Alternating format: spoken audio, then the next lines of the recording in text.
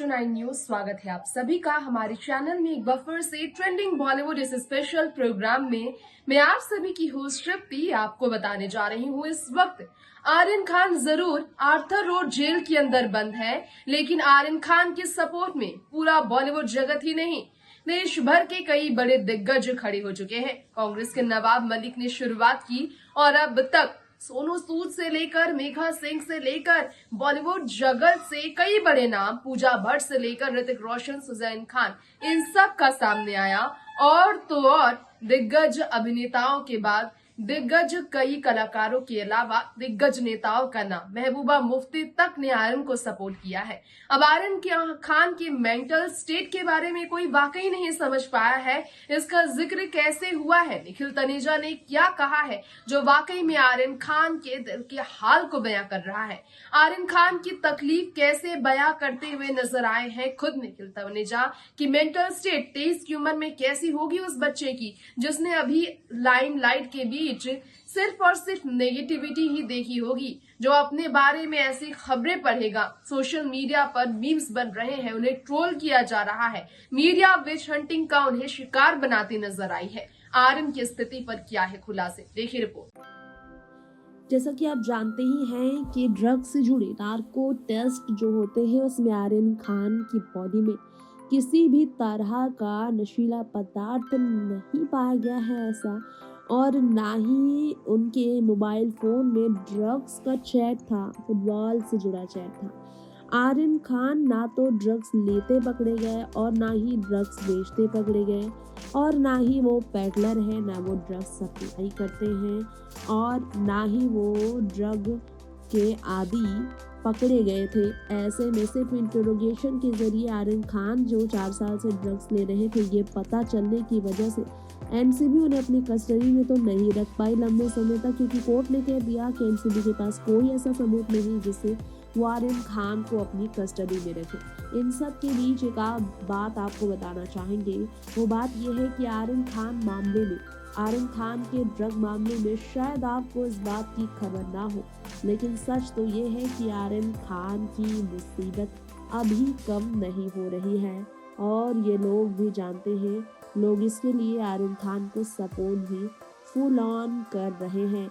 इन सब के बीच खबर आई है जो हम आपको देना चाहेंगे।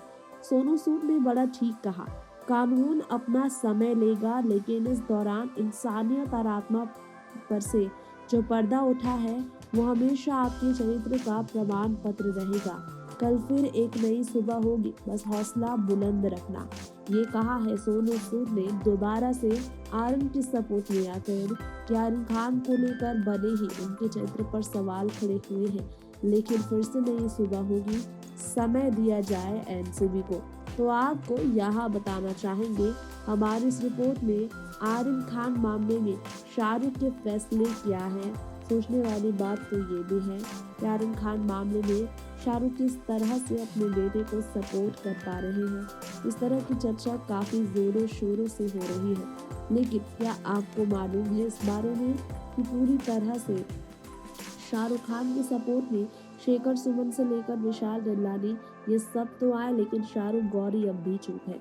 वजह क्या है? आर्थर रोड जेल में ड्रग मामले में बंद आर्यन खान को लेकर निखिल तनेजा का स्टेटमेंट चर्चा का विषय बना है।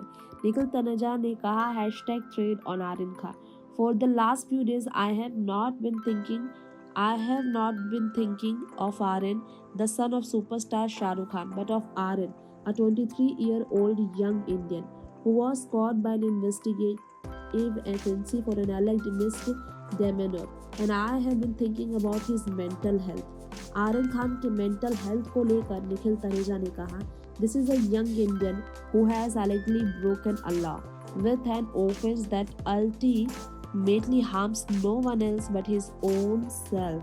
Yes, there is no legal justification for what he did, but the criminal ramification of it must be a punishment commensurate with the scale of the offense. सच कहा है निखिल ने कि कोई प्रूफ नहीं है, लेकिन उन्हें ट्रीट इस तरह किया जा रहा है, उनके बीच रखा जा रहा है जो क्राइम करते हैं। निखिल तनेजा ने कहा, but this young man is now the topic of discussion on every media channel, all debates on trending topics eight Holmes, on WhatsApp groups, and in some very mean memes. Everyone has an opinion on him. Many want him to be held accountable for the alleged misdemeanor. सही कहा है निखिल ने, ये भी कहा निखिल तनेजा ने, there are hundreds of things more urgent, more significant than his misdemeanor, from the steep price of LPG to the farmers in UP, to the civilians in JNK, to the violence against women in many parts of the country, but the discourse around them is limited. I am thinking of his mental health because he is of 23. At this age, to be made a spectacle out of it, to have a misdemeanor amplified more than horrific national crimes, to be publicly shamed, to be held more accountable than those with public offices, what would that do be for his spirit and his mind? I am thinking about his mental health, not only because we usually tend to think of such incidents from a legal lens and never from a mental health repercussion lens, but also because this is a widely reported public shaming of a 23-year-old who has allegedly made a mistake. Proof नहीं हुआ कि उन्होंने गलती की, लेकिन सिर्फ उन पर आरोप लगे हैं कि उन्होंने गलत किया, लेकिन उनकी मानसिक स्थिति के बारे में कोई नहीं सोच रहा। मानसिक सेहत के बारे में, उनकी बिगड़ी हुई मानसिक हालत पर कोई बात नहीं कर रहा। निखिल ने कहा, this is not about sympathy, morality. If his offense is proven, he will bear the brunt of it. This is about what we are normalizing as a society, that in the formative years of life, if you do make a mistake, the price for it will be a humiliation you must live with forever. Nikhil Taneja ने सही कहा है आर्यन खान को लेकर। आर्यन खान को लेकर निखिल ने कहा, we are already conservative society where parents supervise and sanction every move of their children. Their mistakes have always been held against the young. We are now telling those parents that not only are they doing right, but perhaps they could be stricter, harsher, crueler. यानी कि आर्यन खान को इस तरह से jail में कैद कर, गलती उनकी प्रूफ हुई नहीं है, लेकिन उनके साथ ऐसा ट्रीट कर, हम हमारे देश में, हमारे समाज में सीख दे रहे हैं कि और भी क्रूएल इस उम्र के लड़कों के साथ पेरेंट्स को होने की जरूरत है। सोचिए जरा उसकी स्थिति कैसी होगी। निखिल ने आगे कहा, add to this the fact that he belongs to a minority community which may be the point, and to an industry that reviled and condemned when necessary and exploited for publicly when needed. What hateful triggering narratives are we weaving for young people seeing this unfold? जिस तरह की negativity और जिस तरह से publicly उन्हें treat किया जा रहा है, ये बहुत ही ज़्यादा उनके साथ गलत हो रहा है। And for the last few days I have also been thinking of Shahrukh Khan, not the superstar but the father of a 23-year-old in India. What of the father's mental self when his son is being character assassinated, harassed and crucified for no reason other than he is his son? अब शाहरुख की क्या हालत होगी ये तो कोई सोच भी नहीं सकता। सिर्फ शाहरुख का बेटा होने की वजह से आर्यन को ऐसी सजा मिलेगी, ऐसी सजा उनकी इमेज की खराब करने की मिलेगी कि पूरा देश शहर जान जाएगा उनकी आरोप को सच साबित होने से पहले ही कि वो तो गुनाह कर बैठे हैं। ये कितना तकलीफ देह है।